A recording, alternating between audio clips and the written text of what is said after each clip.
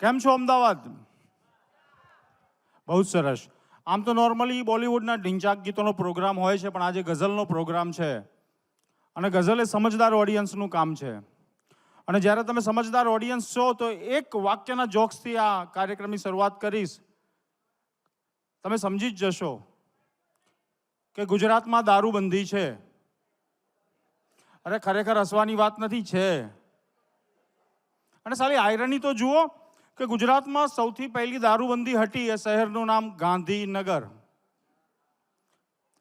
અને આ દારૂબંધીની એટલી વ્યાપક અસર છે ગુજરાતના જનજીવન ઉપર કે તમે તમારા મિત્રને ફોન કરીને પૂછો ને કે પડ્યું છે તો એ સમજી જ જાય કે તમે શેના માટે પૂછો છો.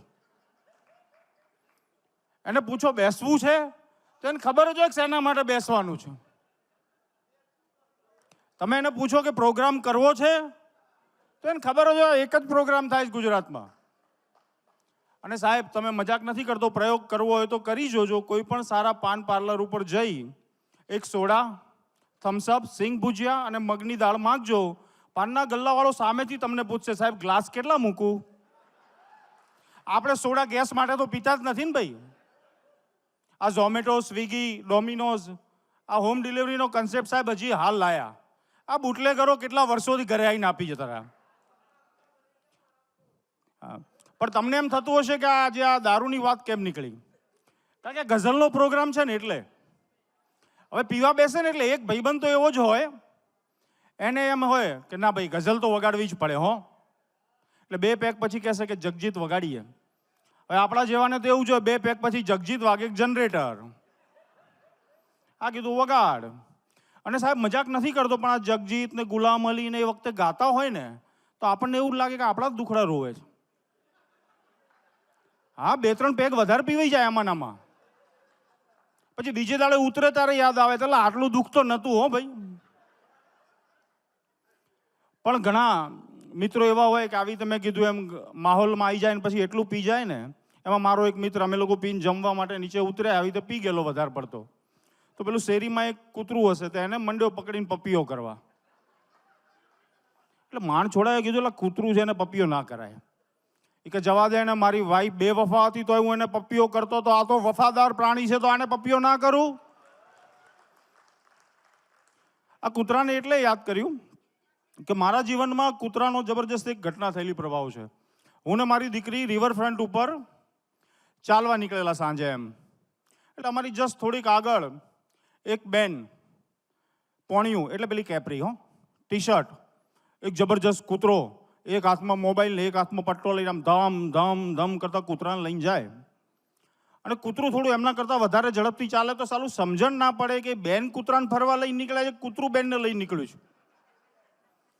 પણ હવે ગમે તે ઘટના થઈ, કૂતરાનો પટ્ટો એમના હાથમાંથી છૂટ્યો અને કૂતરું પાછળ હું આવતો સીધું મારી સામે આવીને ઊભું રહ્યું અને સૂંઘવા માંડ્યું.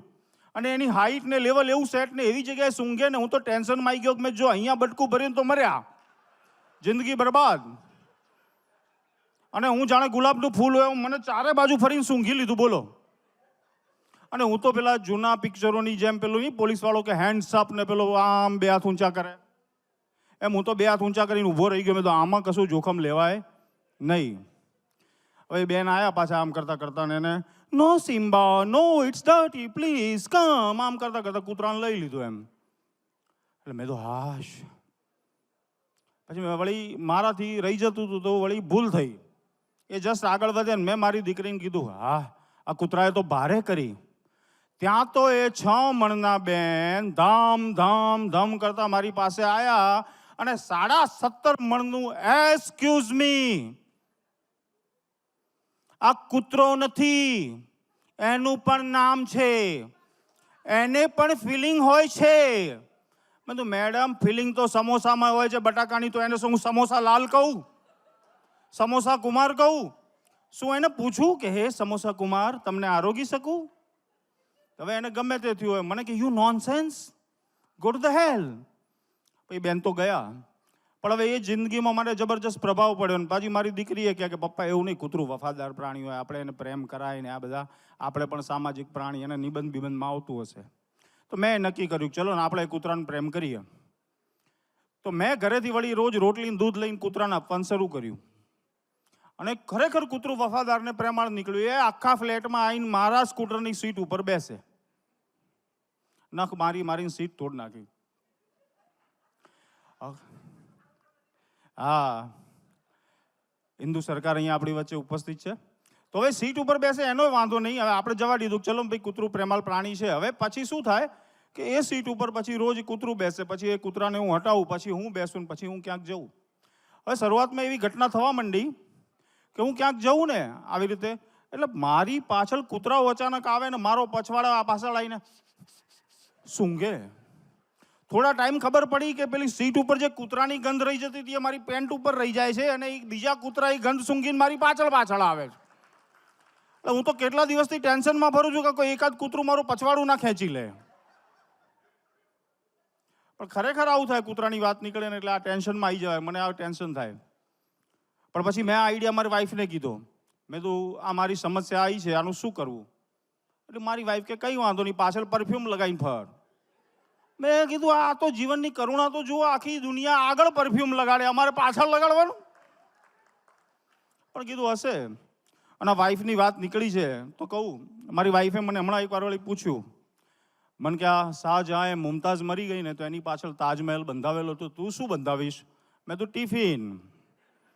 હવે ગમે તે બફાઈ ગયું, હા રોજ ખાઓ મમ્મીનું ટિફિન. હવે ગમે તે બફાઈ ગયું, ખરેખર મારે એમને ત્યાંથી રૂપલબેનને ત્યાંથી મંગાવીને 2 દિવસ ટિફિન ખાવું પડ્યું. અને વાઈફોના પ્રશ્ન યુપીએસસીના સિલેબસમાં ના હોય ને એટલા અઘરા હોય સાહેબો. હમણાં પેલું પ્લેન ક્રેશ થયું ને એટલે મારા વાઈફ ઇમોશનલ થઈ ગયા, એમ બેઠા, અને બધી આવી ઘરમાં વાતો પણ એ વખતે કેવી ચાલતી હોય, જીવન ક્ષણ ભંગુર છે ને મૃત્યુ ગમે ત્યારે આવી શકે છે ને યમરાજ તો દરવાજે હોય ને ખબર પડે નહીં ને આવું બધું. તો મારી બાજુમાં એ સેન્ટિમેન્ટલ થઈ ગયેલી. મને કે જાનું તું મરી જઈશ ને તો તું ચિંતા ના કરતો, હું બીજા લગ્ન નહીં કરું, હું મારી નાની બહેન જોડે રહેવા જતી રહીશ. એ આમે પરણવાની તો ના જ પાડે છે ને. એટલે ત્યાં સુધી બરાબર હતું. પછી રહી જતું મને પૂછ્યું, મને કે એ બધું ઠીક, પણ જો હું મરી જાઉં તું શું કરીશ? મેં તો મને તારા વિચારો માટે માન છે, તારા નિર્ણયો હંમેશા અસરકારક રહ્યા છે, એટલે હું પણ તારા નિર્ણયને જ માન આપીશ. હું તારી નાની બહેન જોડે રહેવા જતો રહીશ. આમે એ ક્યાં પરણવાની હા પાડે છે? એટલે હાલા ડખા પડી જાય. અને આ મેં વાત કરી તો આમાં એવું થાય કે આ મારી વાઈફની વાત કરી, હવે વાઈફને પ્રાણીઓના બધું એવું ભેગું થાય ને કે એક વખત એવું થયું કે હું બપોરે ઉનાળાની બળબળતી બપોરે ઘેર આવ્યો ગરમીમાં, એટલે મારી વાઈફ મોઢા ઉપર પપૈયાનો પલ્પ લગાવીને બેઠેલી. એમ એણે યુટ્યુબ ઉપર જોઈને બ્યુટી પાર્લરમાં પીએચડી કરી નાખ્યું છે, કોઈ ફ્રૂટ નથી બાકી મૂક્યું.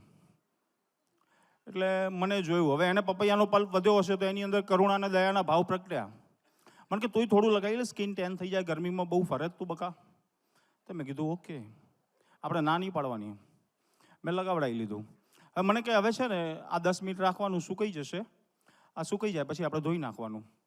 હવે છે ને આ 10 મિનિટ રાખીને ત્યાં સુધી તારા માટે ફટાફટ રોટલી કરી નાખું, તું બાલ્કનીમાંથી કપડાં છે ને એ તું લઈ લે. મેં તો ઓકે.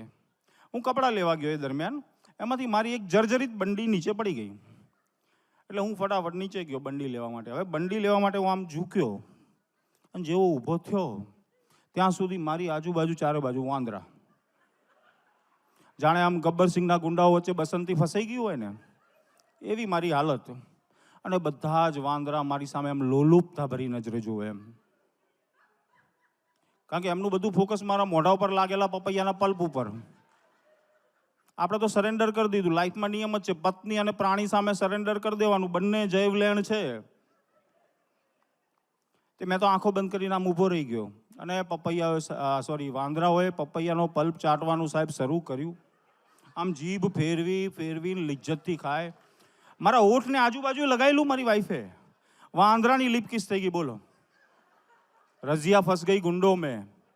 પછી પેલા જૂના હિન્દી પિક્ચરોનો ડાયલોગ નથી, મારી તો એવી હાલત બધું આમ સફાચટ થઈ ગયું ને પછી કે મેં લૂટ ગયા, બરબાદ હો ગયા, કहीं મુંહ દિખાને કે લાયક નહીં રહ્યા. અને પછી પેલી બંડી લઈને ઉપર પહોંચી ગયો સાહેબો. આવી હાલત થાય.